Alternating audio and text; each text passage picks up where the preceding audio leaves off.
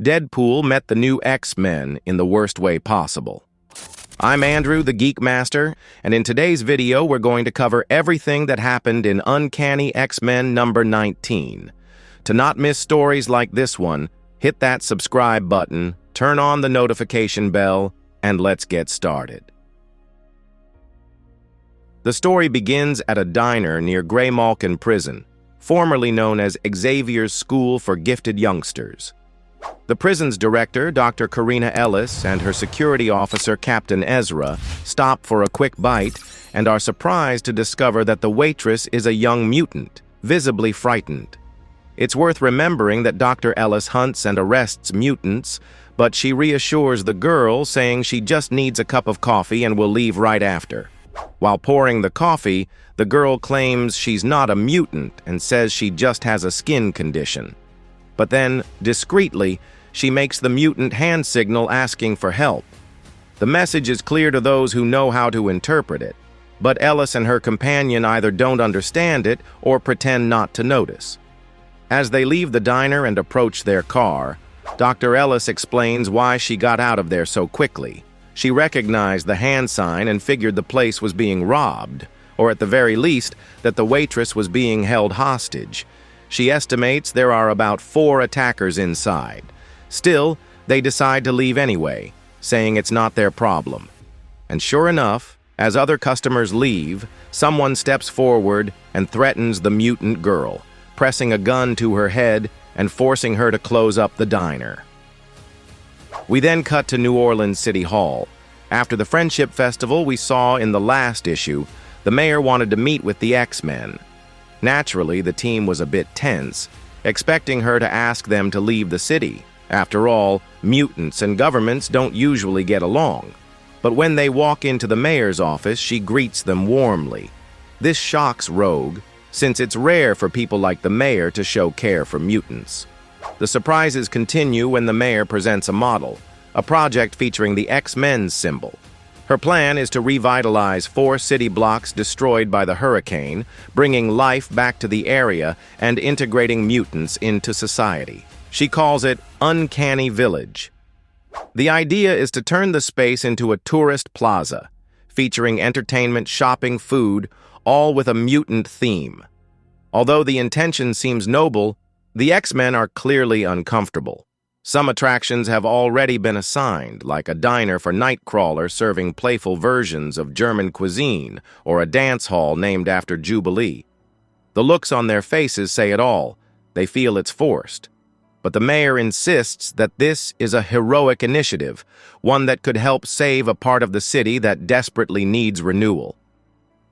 Meanwhile, over at Haven House, Death Dream is sitting quietly with all the cats on his lap. The others don't understand why cats like him so much, and one theory is that cats can sense death. They're more in tune with the supernatural than people are. That's why they're drawn to this mutant whose powers are linked to death. Ransom tells him he's going to teach him how to make breakfast, calling him little brother.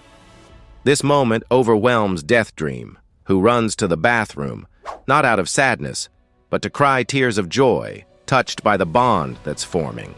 It's a feeling of family he hadn't experienced in a long time. Just then, Waffles, the team's sentinel dog, picks up a scent outside and bolts toward someone carrying a weapon, perceiving them as a potential threat. And he's right. In moments, the dog sinks its teeth into the arm of none other than Deadpool. Even while being bitten, the mercenary manages to crack several jokes about the situation. But he's not alone. He's accompanied by the stunning Outlaw, who easily tosses the robotic dog aside. The problem is, the young mutants have no idea who Outlaw and Deadpool are. So Calico, Death Dream, Ransom, and Jitter jump straight into the fight, assuming they're enemies. Calico charges the mercenary on horseback, and Deadpool quickly realizes these are new mutants, and he hates new mutants. Outlaw refuses to fight kids, saying that's Wade's job, but her hesitation gets her punched hard by Ransom. That almost sets her off. She even warns that if Calico shoots one more arrow at her, she'll knock her off that horse herself. But when Death Dream sees the fallen sentinel dog, He gets so furious that his powers manifest in an even more terrifying way. He summons horrifying ghosts, and of course Deadpool can't help but joke that this is a John Wick situation, the exact kind of scenario he never wanted to be in. Death Dream grabs Outlaw, and as Deadpool tries to make him let go, he's struck by Calico's arrows.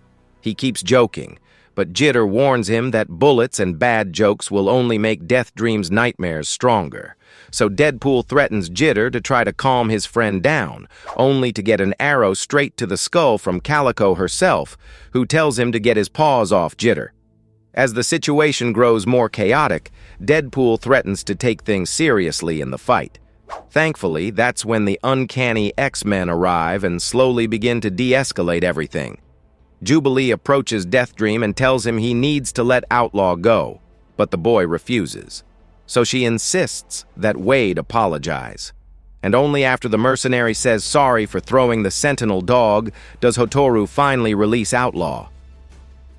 A bit later, once everyone calms down, Deadpool explains that they were hired to keep the X-Men distracted, occupied, while a group of spoiled rich mercs carried out a robbery at a diner.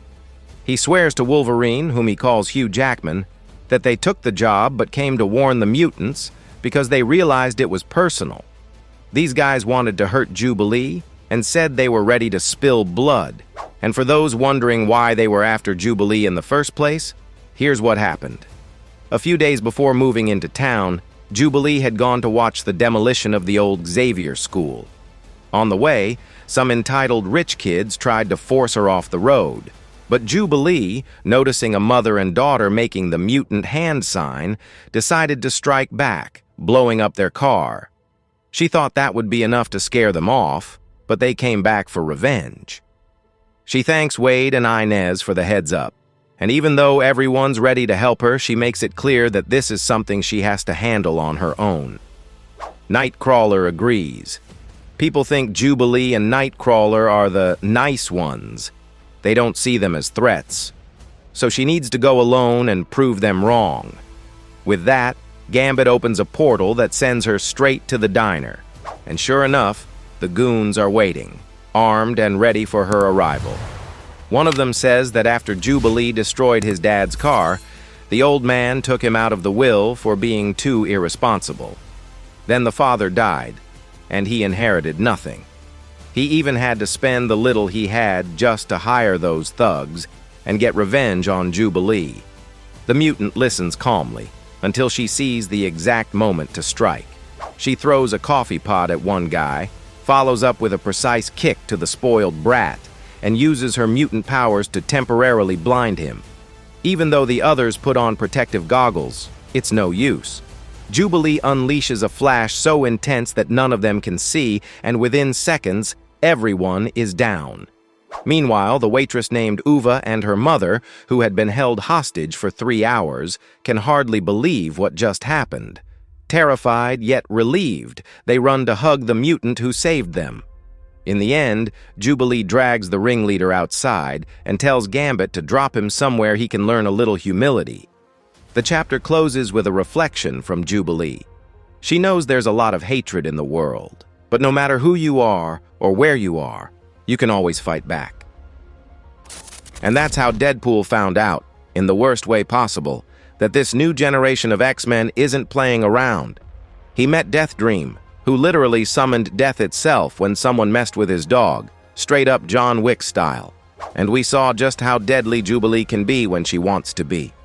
The Age of Revelation is coming, and if you don't want to miss what happens next, drop a like, leave a comment, and subscribe to the channel. Thanks so much for watching, and see you in the next adventure.